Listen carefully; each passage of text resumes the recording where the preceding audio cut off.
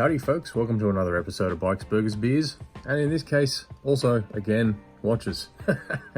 Just got back from tour, thought I'd sit down and service this Seiko 7S26, one of the most popular Seiko movements around, used for many, many years, from the early mid-90s, I think about 94 maybe, up until about the mid-2000s, so quite a while for the same movement.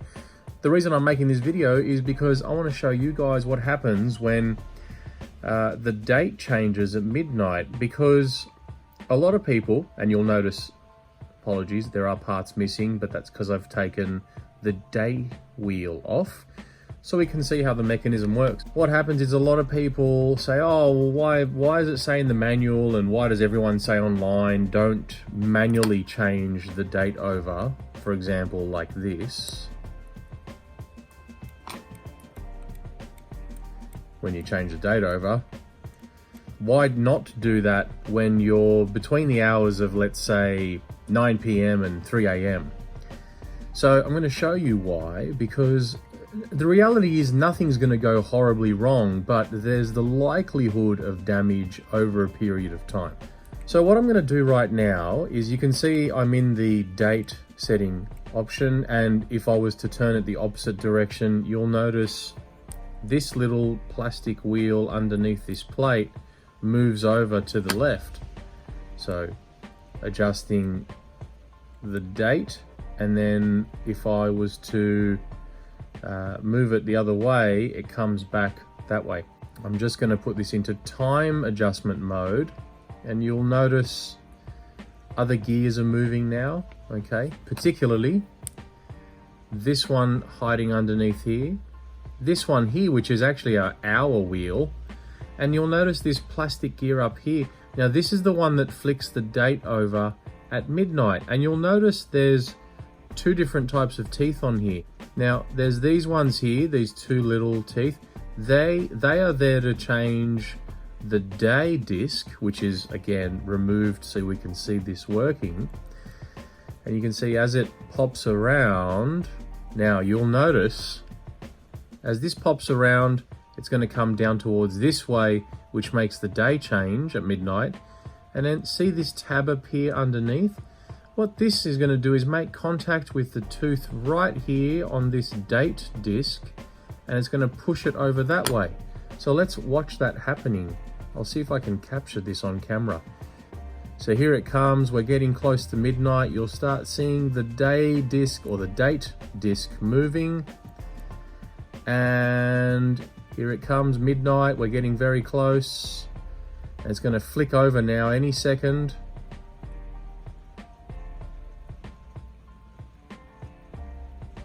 Oh, the suspense. Hey, midnight.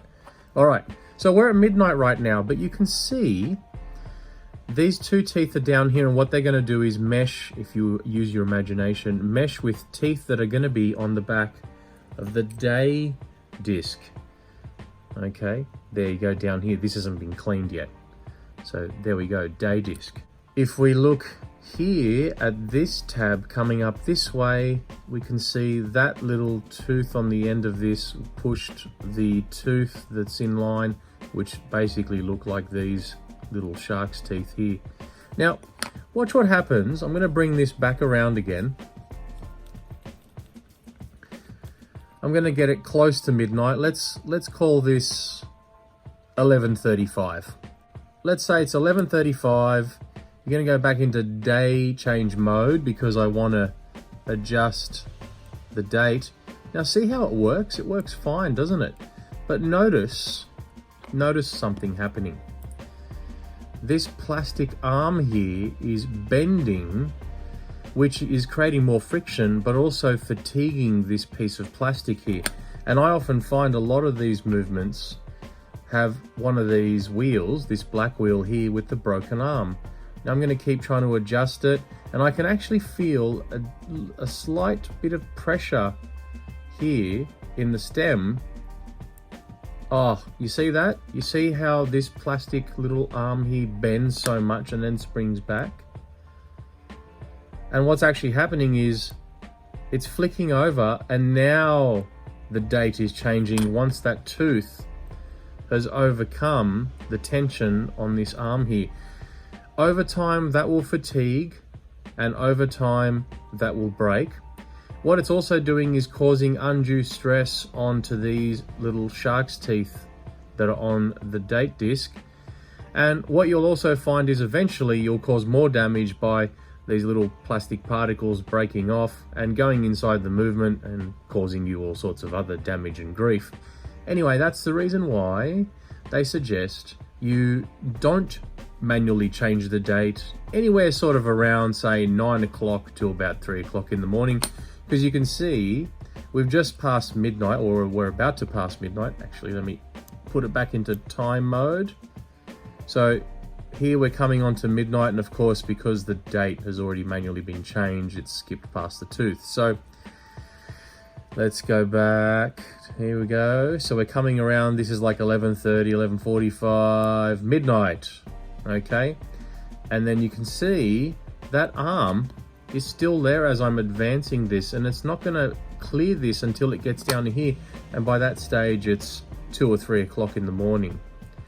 What you'll also find is that generally the day will change shortly after the date. And the reason for that is if you try to overcome the tension of the day wheel and the date wheel at the same time, there's not enough power in the mainspring that's been wound to overcome both.